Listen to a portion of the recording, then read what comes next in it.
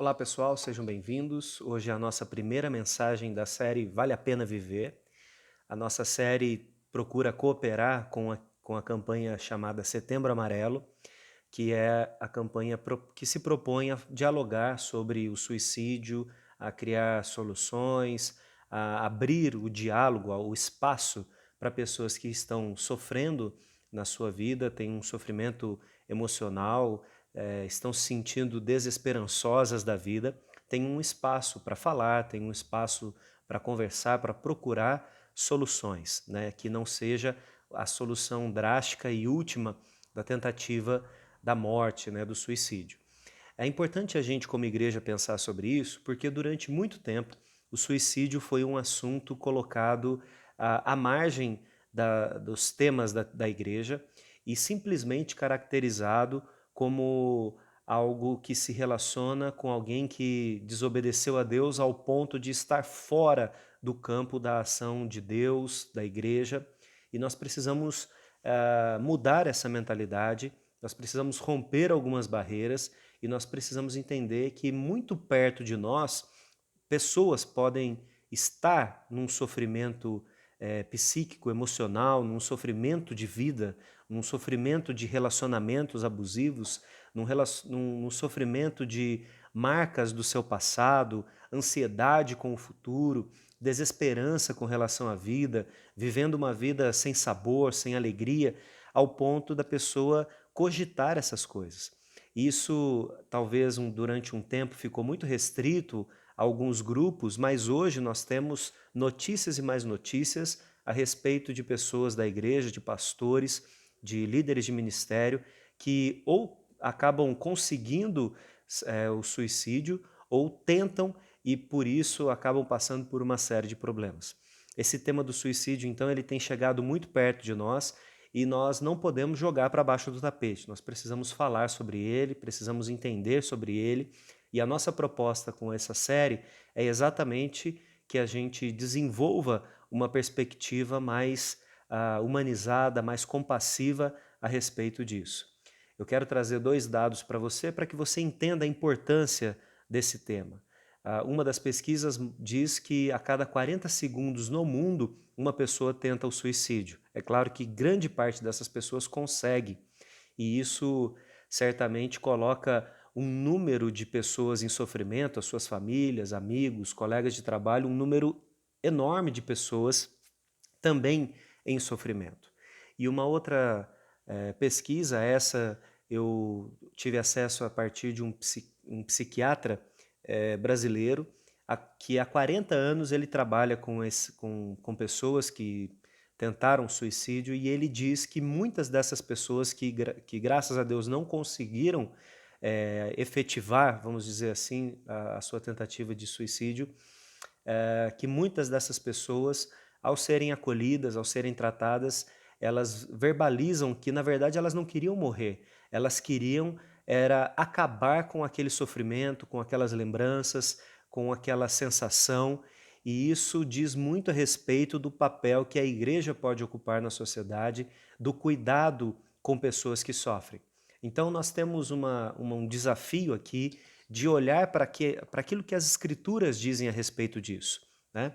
É claro, irmãos, que sempre esse assunto é um assunto delicado, é um assunto difícil. Eu particularmente acho difícil de dar respostas gerais a respeito desse assunto. Então, eu vou procurar ao máximo evitar aqui os clichês, evitar aqui aquelas frases de senso comum, porque a minha proposta particular é exatamente que a gente supere essas barreiras daqueles clichês, né? Por exemplo, quem quer morrer não fala, simplesmente vai lá e faz. Isso não é verdade. Muitas vezes a pessoa ela fala a respeito disso tentando encontrar solução, tentando encontrar alguém que diga, mas você pensou mesmo a respeito disso? Porque eu posso te ajudar, a gente pode procurar uma solução. E nesse mês de setembro, esse diálogo ele é aberto, então nós temos também como igreja o papel de colaborar, de colocar a nossa voz somando àquilo que é dito, né? Então eu já antecipo aqui dizendo que não é um assunto fácil, eu vou procurar não colocar generalizações, mas é claro que nós vamos fazer aqui algumas afirmações, e essas afirmações, é claro, a partir do que a Bíblia nos diz. E para isso, hoje, nós vamos refletir na primeira série de mensagens, que é superar o passado. O tema da mensagem é superar o passado. Por quê? Porque muitas coisas do que nós vivemos no presente são marcas que nós carregamos do nosso passado.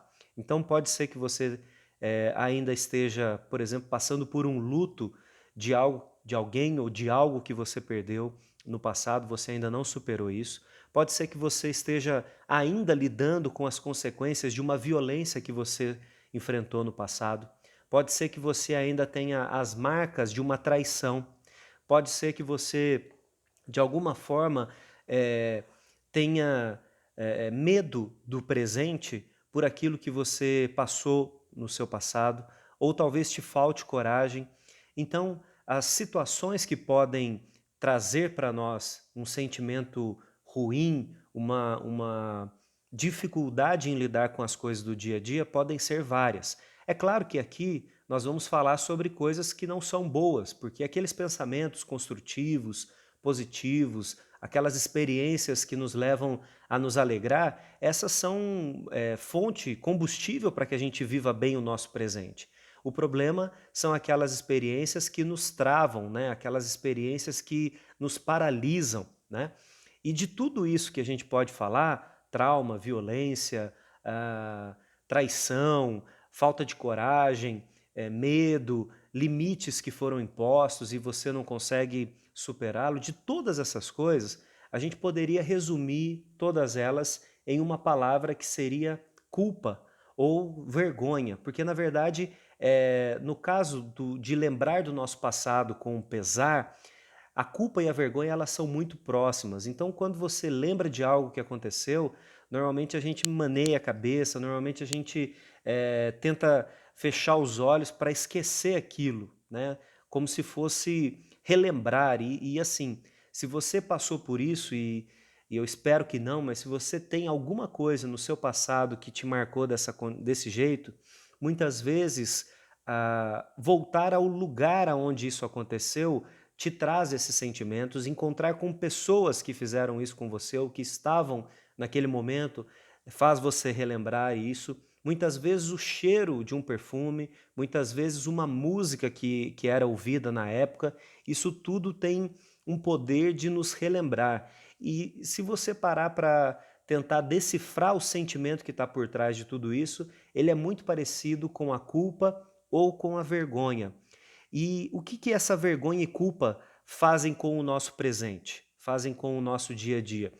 De certa forma, a consequência desse passado que ainda não foi resolvido é a experiência de um medo muito grande que nos trava, que nos paralisa em prosseguir. Se você teve, por exemplo, uma experiência ruim em um relacionamento com uma traição, pode ser que você tenha muita dificuldade para confiar em outras pessoas.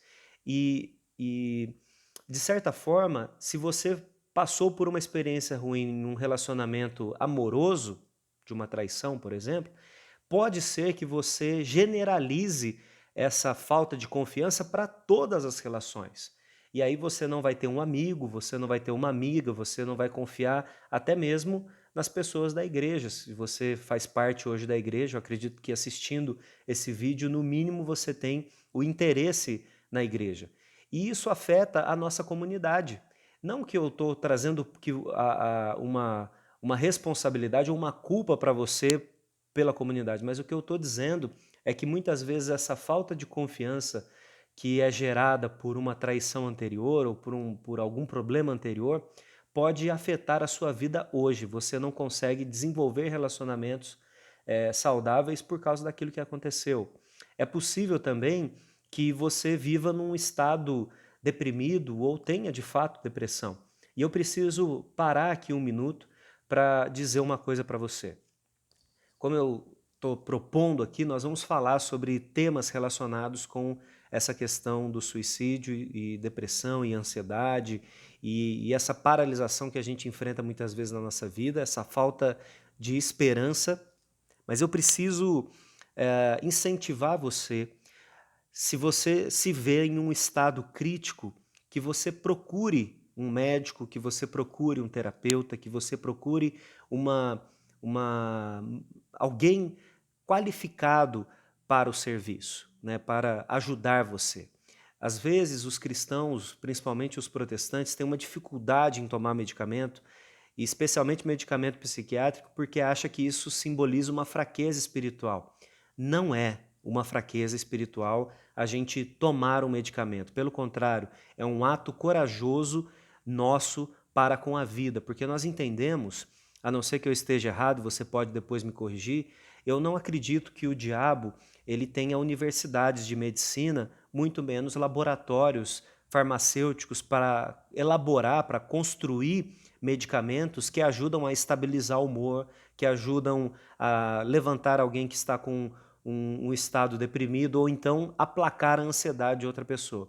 Eu entendo que são oportunidades, são caminhos que Deus nos dá. Ainda é claro que a gente sempre vai orar pela cura, mas muitas vezes essa cura ela pode vir através de um tratamento e não há problema nenhum nisso, não é falta de fé, não é um problema espiritual a gente recorrer a essas coisas. Então eu quero incentivar você, se você se encontra nesse estado em que você analisa que é crítico, ou se você tem alguém na sua família que está num estado assim, que você procure ajuda especializada, né? Exatamente a proposta do mês de setembro, aí, o Setembro Amarelo, é que a gente não esconda mais essas coisas que estão nos afetando e que muitas vezes nos levam a esse pensamento. E eu ainda penso uma coisa além, irmãos. Eu penso que talvez você nunca recorra a essa questão do suicídio por uma série de crenças que você tem, que eu tenho, mas é possível que você viva uma vida amarga, uma vida sem sentido, sem alegria, sem gosto, porque você enfrenta essas situações no seu dia a dia, esses pensamentos, essa falta de esperança, mas nunca verbalizou a respeito disso. Então, a gente precisa entender que muitos homens da Bíblia, muitas pessoas da Bíblia passaram por estados depressivos. É claro que Deus os assistiu, mas muitas vezes a comunidade é que deu o suporte, a comunidade é que deu a orientação, a ajuda para que isso fosse feito. Então, se você se encontra nesse estado, se você percebe que você está nesse estado, eu faço mais uma vez aqui um empenho de um alerta, de um pedido para que você procure ajuda especializada. Então, como eu estava falando, as consequências de não conseguir lidar com o nosso passado, elas são variadas. A gente pode ter medo de enfrentar o futuro, a gente pode ter um estado deprimido, a gente pode se tornar pessoas agressivas, né? Lidando com as coisas de uma forma bruta, para não abrir espaço para que ninguém venha fazer algo conosco, né? Numa forma de autoproteção. E é possível também que a gente acabe utilizando algum tipo de substância, algum subterfúgio para que a gente lide com essa realidade que é muito dura para nós. Então é por isso que muitas vezes a pessoa acaba fazendo uso abusivo de álcool, de drogas, de medicamento, de comida até mesmo, né? Uma tentativa de suprir aquela dor que não se estanca, que não se acaba, né? Para falar sobre tudo isso, irmãos, hoje eu escolhi um texto da carta aos Hebreus, no capítulo 4, versos 12 a 16. Esse texto ele foi escolhido exatamente porque as pessoas que viviam nesse tempo, as pessoas que foram alvo da carta aos Hebreus, da mensagem que está aqui, eram pessoas que estavam passando por uma crise terrível, eram pessoas que estavam sendo espoliadas nos seus bens, elas perderam, muitas delas sofreram violência por serem cristãs, e essa perseguição que a igreja passava fez com que muitos desses tentassem abandonar a fé, tentassem desistir. E o autor aos Hebreus, ele poderia ter usado várias estratégias para incentivar a igreja, para estimular a igreja, né, a continuar. Mas de todas as possibilidades que ele poderia usar, o emocionalismo, uma linguagem de punição, olha, se vocês não ficarem, vocês vão todos para o inferno porque vocês estão abandonando, talvez uma linguagem de troca, né? Se você ficar fiel, Deus vai te abençoar. Em vez de usar essa linguagem, o que o autor aos Hebreus faz é algo que eu entendo que é essencial para que eu e você venhamos a superar aquilo que ficou no nosso passado e que pode estar trazendo falta de sabor para a nossa vida hoje. Ele fala a respeito dos problemas que eles passam, enfrentando esses problemas de frente, lidando com eles da maneira como eles são. Então, um exercício que precisa ser feito para lidar com os nossos problemas é tirar de perto, tirar da nossa maneira de ver, do nosso entendimento, aquilo que é o que nós achamos e deixar aquilo que de fato é o que aconteceu. Por exemplo, quando você pensa em alguma coisa do passado e isso causa sofrimento em você, uma pergunta que precisa ser feita é se de fato aquilo é mesmo real ou se você tem interpretado aquilo que aconteceu a partir de um sentimento ferido, de um sentimento negativo. Só para tentar explicar isso, vamos pensar em uma escala de 1 a 10 que você deseja ter alguma coisa. Então, por exemplo, você deseja ter filhos. O desejo de ter filhos, ele está lá no meio da tabela, mais ou menos, número 5. Né? O valor que você dá para isso é médio, você quer bastante ter aquilo. Quando você tem os filhos, normalmente o valor daquilo que nós temos, ele diminui. Então, talvez, enquanto você tem os seus filhos, isso vai lá para o número 2. É claro, você se empenha, você é um bom pai, uma boa mãe, vai cuidar dos seus filhos, vai dar alimentação, fazer todo o necessário, mas surgem também dificuldades. Agora você não tem mais tanto tempo, não sobra tanto dinheiro para você, os filhos são complicados, adolescente dá trabalho, jovem dá trabalho, você não tinha tantos problemas assim na sua vida antes de ter filhos. E aí, de repente, esses filhos vão embora. Você tinha um valor médio de 5 quando você queria ter filhos, esse valor abaixou para 2. E aí, quando os filhos vão embora, porque casaram, passaram numa faculdade, seja lá o que for, o valor dos filhos vai lá para 9. Porque todas as vezes que a gente perde algo, o valor que nós damos àquilo é muito maior do que, de fato, o que nós dávamos antes. Eu não estou dizendo que a gente está sempre errado nisso, né? Mas é muito comum que a gente valorize acima do limite aquilo que nós perdemos, ao contrário do que quando nós temos. Então, pode ser que você, por exemplo, está supervalorizando determinadas coisas no seu passado, que se você tivesse hoje, eles estariam ali na média do seu cuidado, da sua preocupação. Mas como você não tem, isso se torna muito importante. Então, a primeira coisa que o autor aos Hebreus faz é olhar o problema do jeito que ele de fato é, sem maquiar, sem criar supervalorização, como de fato é aquilo que aparece. Depois, o autor aos Hebreus vai falar a respeito de um exame da parte de Deus em nós que vai tirar as nossas imagens também fantasiosas a respeito de nós mesmos. Ou que nós somos o grande vilão da história, ou que nós somos a vítima da história.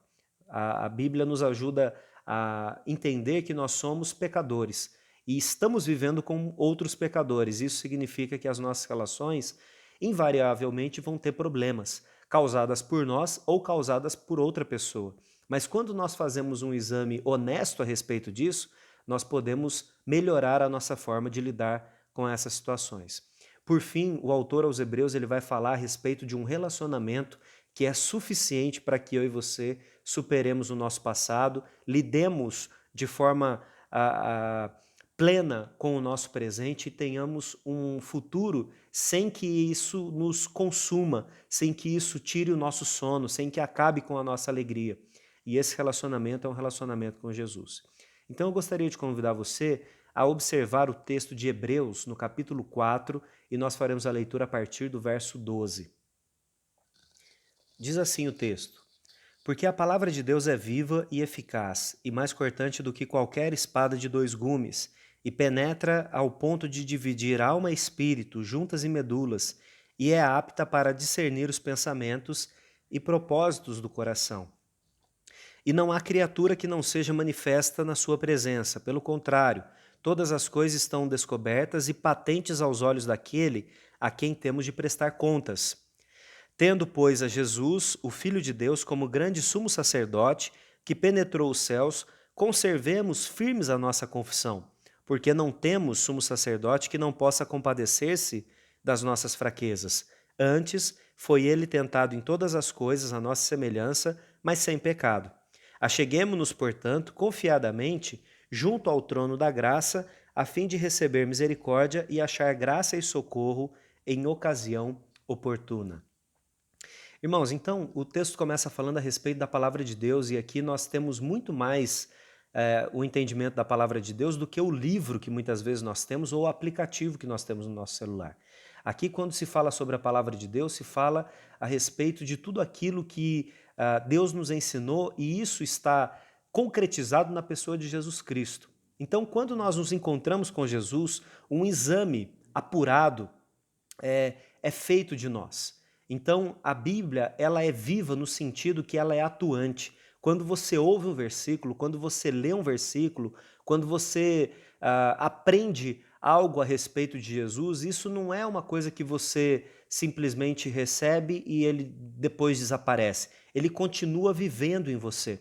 É por isso que muitas vezes nós estamos em situações, lemos um texto há muitos anos atrás e esse texto vem ao nosso coração como uma resposta, como uma repreensão, como um alerta, como um incentivo. Então a palavra de Deus ela é viva no sentido também de que Cristo está vivo e Ele está na nossa vida. Então, à medida que nós vamos passando os nossos dias, nós vamos experimentando essa vida, essa renovação da vida da palavra de Deus em nós. Aqui também diz que ela é eficaz, ou seja, aquilo que ela se propõe a fazer, ela cumpre fielmente. Ela completa a sua tarefa. Isso significa que quando nós lemos a palavra de Deus em busca de solução para as questões do nosso coração e nós, de fato, submetemos com a ajuda de Deus àquilo que a Bíblia nos diz, àquilo que Jesus nos diz, nós seremos trabalhados por aquilo.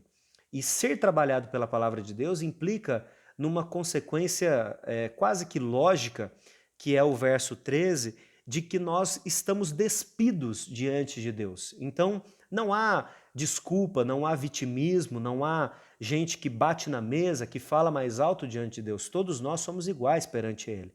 Então, as armaduras que nós vestimos para se apresentar para as outras pessoas, ou de alguém muito firme, ou de alguém muito choroso, ou de alguém que é sempre confiante, todas essas armaduras elas caem diante de Deus e Ele vê exatamente aquilo que tem no cerne do nosso coração.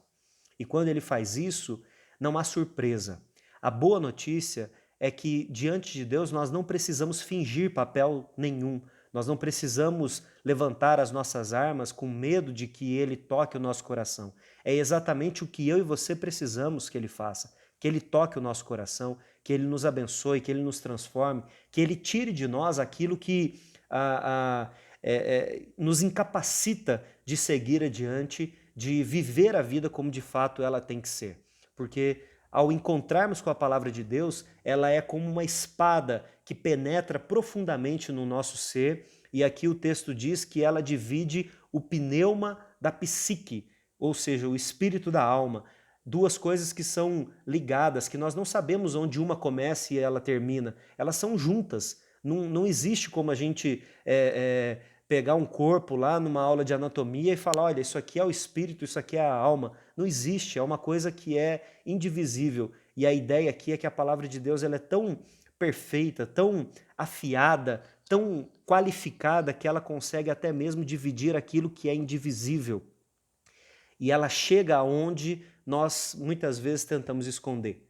Aqueles sentimentos, aquelas paredes emocionais que nós temos, aquelas barreiras que nós criamos para com relacionamentos, para com Deus, para com as coisas, e mais do que isso, aquele porão da nossa alma, aonde nós guardamos as nossas raivas, a nossa ira, o nosso ódio por muitas pessoas, por situações, ou ainda a nossa mágoa por determinadas situações que aconteceram conosco. Eu diria que ali também é onde nós guardamos a nossa vergonha, de lembrarmos de determinadas situações e a gente abaixar a cabeça e pensar, mas por que eu fui fazer isso?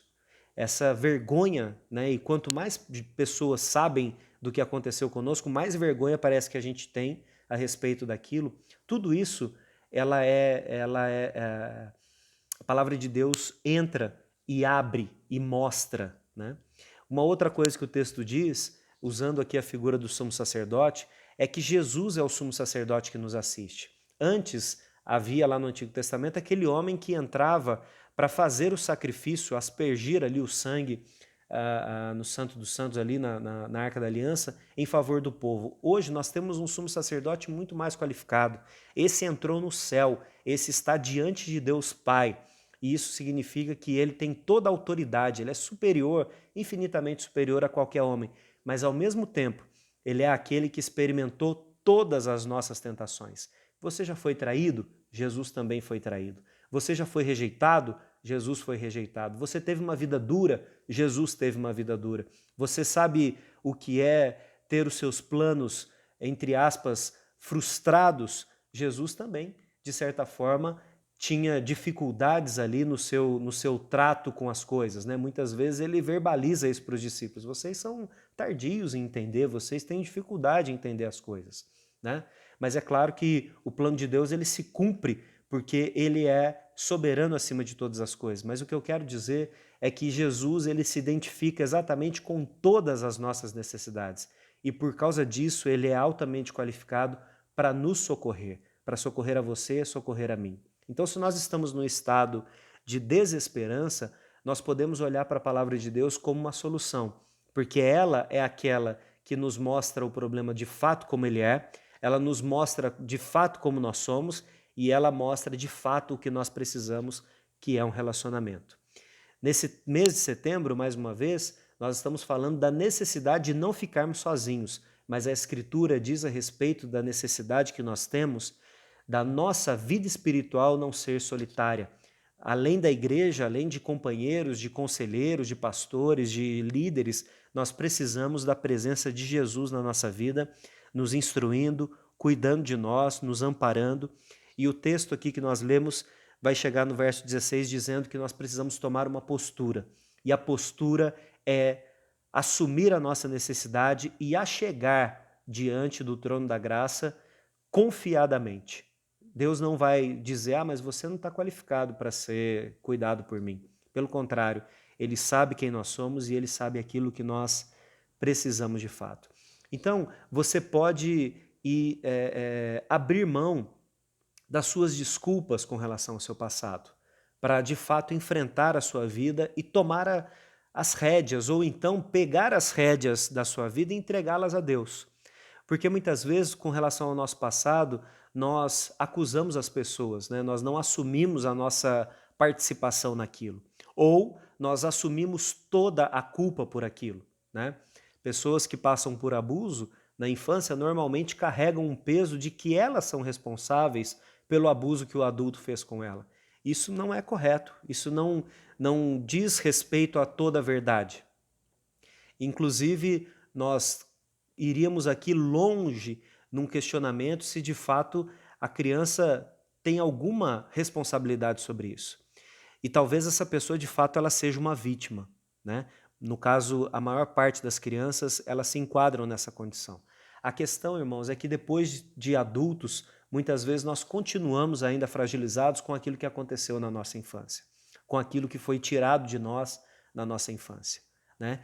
E nós temos justificativas profundas e sérias para que a gente continue assim magoado e triste. Mas isso não vai produzir em nós vida. E não é essa condição necessariamente que Deus quer que a gente passe. Ele não quer que a gente viva num sentido remoendo tudo aquilo sem conseguir mudar a nossa perspectiva. Então, se eu posso dar algumas dicas para você, eu queria que você pensasse a respeito disso agora. A primeira delas é que é muito difícil a gente falar de uma cura do nosso passado, né, em termos de superar o nosso passado. E muitas vezes as pessoas que vêm no gabinete pastoral, que sentam diante de um psicoterapeuta, elas procuram uma forma, um método de esquecer aquilo que aconteceu. É isso que muitas vezes a substância química faz. O abuso do álcool, da droga, do remédio, é para você tentar esquecer aquilo que aconteceu. Mas isso, quando acaba o efeito daquilo, você relembra. Então, nós não estamos aqui necessariamente falando de um esquecimento. O que a gente entende por cura seria uma transformação ah, de significado daquela lembrança, uma ressignificação. O que aquilo significou lá atrás para mim e o que isso significa para mim hoje. Eu tenho um monte de cicatrizes na mão, pelo corpo, de um acidente que eu sofri com a minha família quando eu tinha 5 anos de idade. Foi um trauma. Minha família ficou literalmente quebrada, meus pais e tudo mais. Todas as vezes que eu olho para essas cicatrizes, irmãos, eu lembro disso. Eu lembro, inclusive, daquilo que as pessoas falavam a respeito da minha família naquela época, porque com 5 anos eu fui o único que fui, de certa forma, preservado fisicamente do acidente, então eu convivia com as outras pessoas. E eu ouvia os diagnósticos que eram dados aos meus pais, mas não lá com eles, com o cuidado que se tem quando você vai falar com uma pessoa que está doente ou que passou por alguma coisa, mas no sentido mais cru do que era dito fora disso. E tudo isso, é claro que é muito chocante, muito marcante, e a gente às vezes acha que criança não presta atenção, mas presta. Mas essas cicatrizes, irmãos, hoje elas não me trazem mais nenhuma dor. Primeiro porque a cicatriz física, ela já fechou, mas ela tem a marca. Eu continuo sabendo o que elas significam. Mas elas não me trazem mais dores emocionais ou traumas, porque isso foi superado. Então eu posso passar a minha vida toda olhando para essa cicatriz e lamentando, né, dizendo, nossa, mas olha só, com 5 anos a minha vida foi interrompida, pelo menos 1 ano, e depois tanto sofrimento passado posteriormente, ou eu posso olhar para todas essas cicatrizes, todos esses símbolos que estão agora em mim e entender que eles podem ter um novo significado, um significado de superação, um significado de uma mãe que levava o seu filho, por exemplo, apoiada na parede para a escola, andando devagarzinho. Isso é superação. Ou a gente pode olhar para isso também como um trauma e falar, nossa, olha que sofrimento, nunca ninguém me ajudou, nunca ninguém... Superação. Eu não estou dizendo que é simples para que você faça isso. Eu estou falando de algo que aconteceu comigo há 30 anos atrás. E hoje eu olho para isso como superação. Talvez para você leve 30 anos, talvez leve 20 anos. A grande questão é que quando a gente fala sobre enfrentar a nossa vida a partir do que a Bíblia nos diz, ela fala sobre nós lidarmos com aquilo como de fato ela é. Com a seriedade que é, com a realidade que é. Não colocando a mais ou a menos, para que a gente possa superar isso, para que a gente possa lidar com essa condição. Eu não estou dizendo também que é fácil. Eu vou repetir isso, eu não estou dizendo que é fácil. Talvez leve tempo para que a gente faça isso, mas olhar para a cicatriz que eu tenho hoje me faz saber que eu posso superar coisas, porque eu tive o exemplo de uma família que superou uma grande dificuldade. Uma segunda coisa que você precisa pensar é a respeito do perdão. Quando o verso 13 do texto que nós lemos diz que a palavra de Deus nos disseca, ela tira todas as nossas armaduras, tudo aquilo que a gente faz para se preservar do mundo, né, ou para enfrentar o mundo, e isso tudo cai por terra e Deus sabe exatamente quem nós somos, isso nos leva a lidar com o perdão. E o perdão, irmãos, ele traz 2 aspectos. O primeiro é de perdoar aquele que feriu a gente. Primeiro de tudo, a gente precisa entender que nós estamos todos no mesmo patamar. Talvez você nunca tenha traído alguém, tenha ferido alguém, tenha enganado alguém. Talvez você nunca tenha feito isso. Mas todos nós temos o potencial de fazer isso. A grande questão é a gente entender que nós somos pecadores, né? Que nós não somos a vítima puros em um mundo em que todo mundo é corrompido. Nós somos corrompidos também. E pode ser que nós não faltemos em lealdade, mas nós faltamos com outras coisas. E nós estamos lidando com pessoas assim. Isso não deve fazer de nós pessoas que abusam dos outros. É muito comum alguém que anteriormente foi abusado passar a ser o agressor, né? Eu fui agredido, então agora eu vou revidar, eu vou me vingar, e não da pessoa que fez comigo, em qualquer um que aparecer na minha frente. A Bíblia diz que nós caminhamos para o perdão como uma solução para a nossa vida, e não com a violência, com dar o troco, eu vou dizer assim. Então, o segundo caminho para que a gente possa superar o nosso passado é o perdão. Mas esse perdão ele tem que partir muito de algo com relação a nós mesmos, porque a vergonha que nós sentimos, a culpa que nós sentimos, muitas vezes é com relação a nós.